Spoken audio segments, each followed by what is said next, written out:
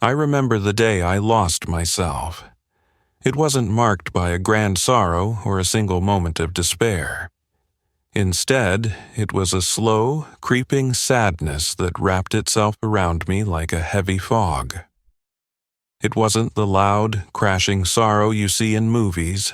It was quiet, persistent, a dull ache that settled into every corner of my mind. I tried to push it away, to distract myself with anything and everything, but the weight only grew heavier with each passing day. Every breath felt like a chore. Every smile a mask I couldn't maintain. Depression had wrapped its dark arms around me and I couldn't escape. At first, I fought back with distractions. I'd lose myself in TV shows for hours, play video games until dawn, or read books until my eyes blurred. These activities were my refuge, my way of keeping the emptiness at bay. But no matter how hard I tried, the void always came back, like a shadow that clung to me wherever I went. Every day was a struggle to find meaning, to find purpose.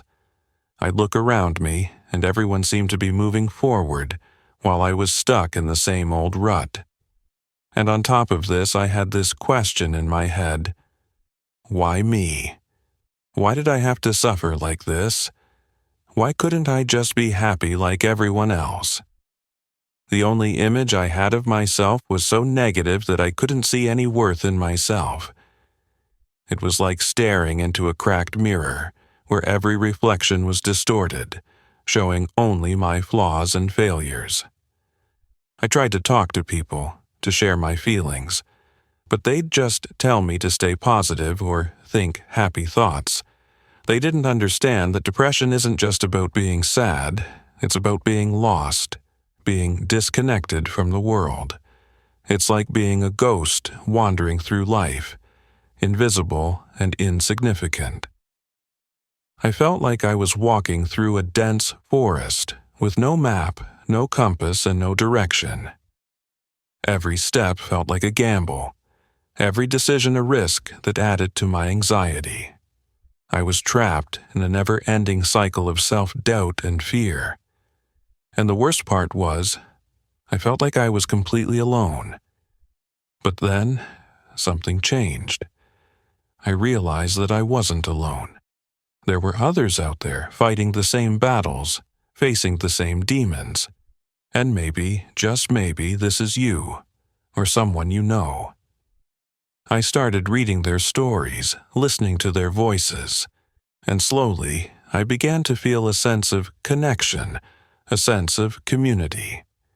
I started to see that depression wasn't a weakness, but a strength. It took courage to face it, to fight it, to overcome it. I started to focus on my strengths rather than my weaknesses. I started to celebrate my small wins rather than dwelling on my failures. I'm not saying it was easy. There were still days when the darkness felt overwhelming, when the emptiness felt like it couldn't be filled. But I learned to be kind to myself, to be patient, to be compassionate. I learned to take things one step at a time, to focus on the present moment rather than worrying about the future. I learned to breathe, to meditate, to connect with nature. I learned to let go of the need for control, to surrender to the uncertainty of life. And slowly, the darkness started to recede. I started to feel like myself again, like I was living in a world that at least got some of its color back. I'm not saying I'm cured, I'm not saying I'll never struggle again, but I am saying that I'm stronger now, that I'm wiser, that I'm more compassionate. I'm saying that I've found a way to live with depression, to coexist with it, rather than letting it define me. And if you're listening to this and you're struggling with depression, I want you to know that you're not alone. I want you to know that there's hope, that there's help, that there's a way out of the darkness. It may not be easy, but it's possible. Remember, you are not alone. You are strong, you are brave, and you are capable of overcoming anything that comes your way. If you liked this video, do subscribe. If possible, please share it with your circle. You never know who might need to hear these words today.